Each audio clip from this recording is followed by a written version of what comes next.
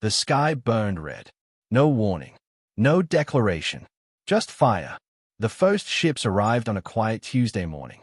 They didn't glide through the atmosphere with grace. They punched holes in the sky. Cities from Tokyo to Toronto lit up with plasma strikes before most people finished breakfast. Communication networks collapsed. Power grids failed. In less than 6 hours, humanity's confidence in its place in the universe shattered. They weren't here to talk. They weren't here to enslave. They were here to erase. Sergeant Ava Ramirez watched the skyline of Houston vanish behind a curtain of smoke and collapsing steel. She had been on leave, visiting her brother's family. The alien attack came so fast, she barely had time to shove them into the basement before the street exploded in fire. That was 2 days ago. She hadn't found them since. Now she stood in the ruins of what had once been a shopping mall, rifle scavenged from a dead National Guardsman slung over her shoulder, eyes scanning for movement. The air smelled of melted plastic and scorched flesh. Screams had stopped hours ago. That silence was worse. A noise, a clicking hum, unnatural and metallic, rippled through the parking garage. Ava ducked low behind a burnt-out sedan. One of them skittered past.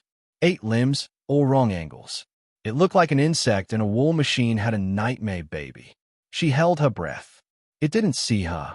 That was the problem. They barely saw us as life. Humans were just interference. Static. A bug infestation to clear before terraforming began. The first government responses were annihilated. Missile silos went offline. Air forces scrambled, then vanished. The aliens jammed everything, hacked everything. The first counterattack failed within minutes. Ava's knuckles whitened around her grip. She wasn't a leader. She was just a soldier trained for desert warfare, not this sci-fi hell. But every time she saw another burning body, another fallen child clutching a stuffed toy, something hardened inside her. She met up with 4 others, civilians, a paramedic, and a high school science teacher. Together they formed a plan to hijack a drone the aliens used for surveillance. Crude, risky, but better than waiting to die. As the group rigged up makeshift EMP charges using salvaged microwaves and car batteries, Ava said something that stuck. They think we're broken. They don't get it. We're just getting started. She didn't say it to inspire. She said it because she believed it. In the distance, the sky flashed again, an alien ship discharging another wave of destruction. But this time, humanity wasn't watching in terror. They were watching in rage. Fire in our veins. They called it the culling, the aliens' first wave of systematic extermination. Skyscrapers became tombstones. Highways turned into rivers of rust and ash. But for all their firepower, the invaders missed one critical truth. Humans are at their most dangerous when they have nothing left to lose. Ava Ramirez crouched in a storm drain with 3 others. Marcus, a school teacher turned tactician. Layla, a paramedic who'd lost her station. And Deshawn, an ex-con who knew how to rig explosives with scavenged junk. They were soaked, shivering, and hungry. But they were alive. And they were learning. The aliens moved in predictable patterns, overconfident in their superiority. They used walkers and hovercrafts, deploying plasma drones for surveillance. That arrogance became their weakness. Humans adapted. Quickly. In the wreckage of a hardware store, Layla wired a microwave capacitor into a directional EMP 10-second burst. Should fry one of their scouts, she said, voice steady despite the dirt smudged across her face. Ava nodded. Then we take it apart. Learn how it ticks. The trap worked. The drone fell from the sky like a wounded bird, twitching and sparking. Deshawn dragged it into the shadows while Marcus cataloged every detail. The thing pulsed with a blue core, alien tech, but with parts that looked strangely modular. Copy the shape, Marcus muttered. We can build decoys, misdirect their patrols. That night, they watched from a rooftop as one of their dummies lured a walker into a building rigged with propane tanks. The explosion tore through 6 city blocks, and the alien inside screamed. Not mechanical, not entirely. They bled. They bleed, Ava whispered. God help them. That means we can kill them. Word spread. Through static-laced radios, scribbled notes pinned to trees, coded graffiti on ruined walls. Human survivors began forming cells, trading knowledge like currency. How to jam alien signals. Which parts of their armor were weakest. What kind of traps worked best in forests versus cities. By the end of the week, humans were hitting back. Not with tanks, not with fleets, but with fury, cunning, and whatever tools they could scrape together. Repurposed leaf blowers as flamethrowers, rail spikes fired from air compressors, even sharpened rebar launched from slingshot contraptions. It wasn't clean. It wasn't noble. It was war. One night, around a fire built in a crater, Ava addressed a group of 30 resistance fighters. Her voice was hoarse but full of steel.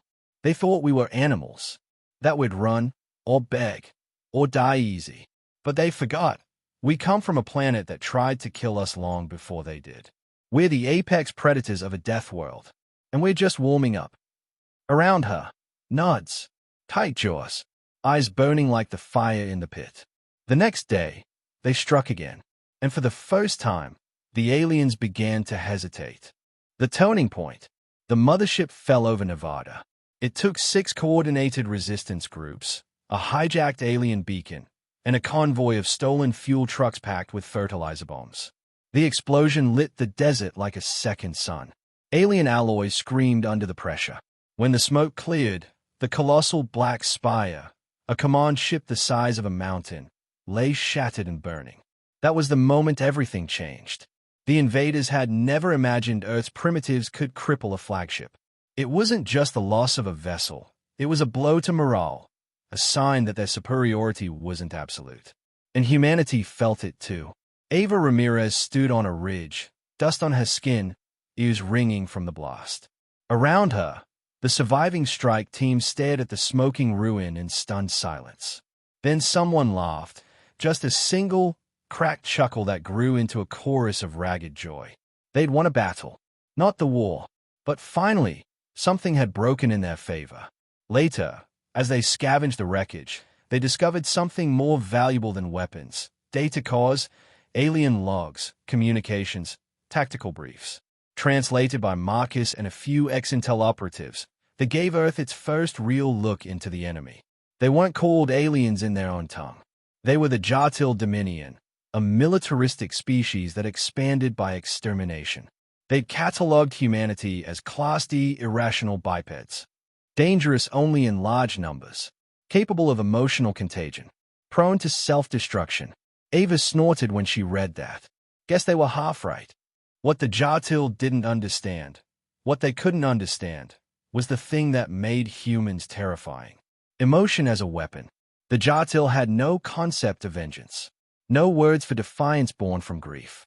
They didn't understand why a mother would charge a gunship with a kitchen knife, or why an amputee would crawl through fire just to plant a bomb under Walker's foot. But humans did, and now they began using it. Propaganda spread like wildfire, footage of the mothership's fall, edited speeches, battle hymns rising from the ashes. Underground networks broadcast them on every hijacked frequency. Resistance groups in Brazil, South Africa, Ukraine, and Indonesia launched synchronized strikes. They didn't ask permission. They didn't wait for orders. They just fought. From the alien perspective, the humans had gone feral. Their tactics defied logic. They sacrificed everything to win skirmishes. Their leaders died, only for new ones to rise the next day, angrier and more inventive. And worse, they were adapting. Jatil drones failed to predict ambushes. Infantry units began falling back, losing ground. Central Command issued orders in panic: fortify strongholds, request reinforcements. But Earth had become a meat grinder. The Dominion expected a swift conquest. What they got was a nightmare. Ava watched the night sky from a battered rooftop, her rifle cradled in her lap. They wanted a war, she murmured. Now they've got one. Fury unleashed. They tried to retreat. After weeks of relentless resistance, the Jatil fleet began pulling back, abandoning outposts, recalibrating strategy. But Earth wasn't going to let them go quietly. Not after what they'd done. The final assault was launched at dawn, human time. Across continents, resistance cells struck in perfect coordination. Homemade missiles screamed from city ruins. Salvaged alien walkers turned their plasma cannons against their former masters. From jungle ambushes to Arctic strike teams, humanity pressed forward with a single, unified rule. No mercy, no surrender. Ava Ramirez led the push on the last Jatil Command hub in North America, an obsidian spire embedded in the Rocky Mountains. It pulsed with alien energy, shielded and guarded by armored sentries. 3 years ago, she had led desert patrols in a foreign war. Now, she commanded thousands of survivors turned soldiers. She stood in a trench carved by hand, watching as their final weapon, a repurposed orbital coil cannon, charged from stolen cores. Power flickered. Circuits groaned. The tech wasn't meant for humans, but humans had made it work. That's what they did. Fire, she ordered. A blue lance of energy erupted from the hilltop. The spire's shield flared once, then collapsed in a thunderous implosion. The structure cracked like glass. The humans charged. Inside, the Jatil commander awaited, taller than any soldier, wrapped in gleaming armor and radiating hatred. It spoke in clicks and static, but Marcus translated through his tablet. You are chaos incarnate. You do not fear death. Ava raised her rifle. No, we use it. They fought in the corridors, brutal, close, unrelenting. Ava's team lost half their fighters clearing the last hallway. But when the command node was destroyed, the Dominion fleet above panicked. Signals broke. Coordination died. Across Earth, alien craft dropped from the sky like wounded birds. And then, it was over. Smoke curled from broken ships. The skies, once filled with fire, were quiet. The last Jatil survivors limped into orbit, fleeing a world they thought would fall easily. But Earth was not a prize. It was a crucible.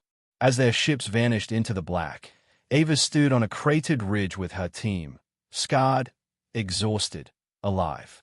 A message was broadcast from every recovered satellite, translated into every major language, and aimed directly at the stars. To those who seek to conquer us, we are not your prey. We are not your prize. We are earthborn. We are forged by fire. Come again, and you will find not victims, but vengeance.